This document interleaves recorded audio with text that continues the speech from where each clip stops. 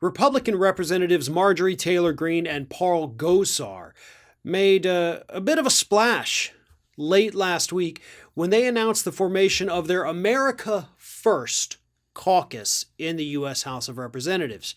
And what really caught people's attention was a statement that said, quote, this caucus was going to promote uniquely Anglo-Saxon political traditions.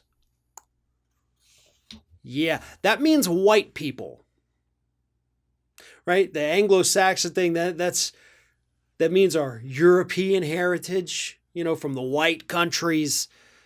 It is something that white nationalist groups, they use that phrase constantly, and we all know exactly what this meant. So immediately, these idiot representatives, Taylor Greene, Gosar, and of course Matt Gaetz joined in on it too. They immediately met harsh criticism from people online and, more importantly, from members of their own Republican Party serving in the U.S. House of Representatives. McCarthy, House Minority Leader, coming out saying he's not going to allow this to happen. And what's funny is that after everybody hated on this, you had Nick Dyer, who was a spokesperson for Marjorie Taylor Greene. He told CNN on Saturday, he said, she has no plans to launch anything. She didn't approve any of the language in what was, presented there. Nick, I'm gonna give you an A for effort, buddy. I know you're going out there and saying the things that you were supposed to say, but I'm also going to go ahead and assume that you're a big fat liar. Right? Oh, she's not going to launch anything. She literally already tried to launch it, dude. So on its face, you lost all credibility because we can immediately refute your initial claim there. She did try to launch it.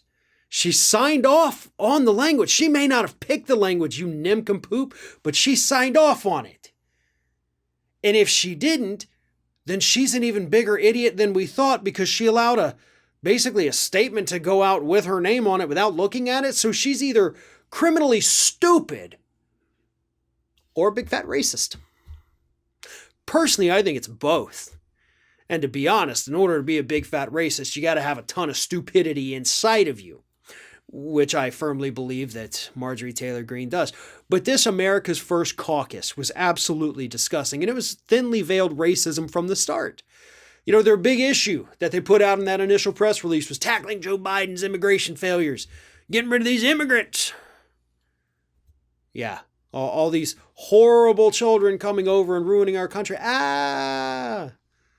Folks, immigration has been a hot button issue here in the United States since long before I was even born, right? That issue goes all the way back to this country's founding. But in terms of it being a political weapon, it really, accelerated with George H.W. Bush, at least in my lifetime. There was a big stink, I remember, back in the late 80s about immigration, people coming over the border. What do we do? And honestly, the wall has been a talking point since long before Donald Trump even changed his registration to be a Republican. So none of this is new. Weaponizing immigration is not new, but dropping the veil and putting on the white hood for the Republican Party, that is a little new. That is new. But Marjorie Taylor Greene had no problem with that, folks. She is showing us who she is. And when they tell you who they are, it's important to listen to them and take them for their word, because she cannot hide what she is anymore. Neither can Gosar, and neither can Matt Gaetz. This wasn't just about securing our borders.